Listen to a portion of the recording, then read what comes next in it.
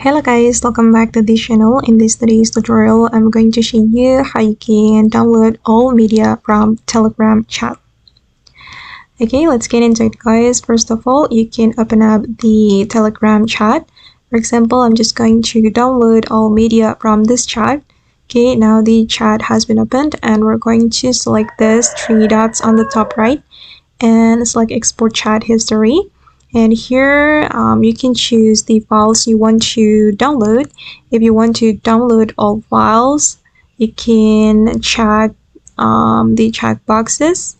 Okay, and once you're done selecting the check boxes, you can select export. Okay, and then the data will be downloaded. Okay, you just need to wait until it has been finished. Okay guys, and that's all the way to download all files from a Telegram chat.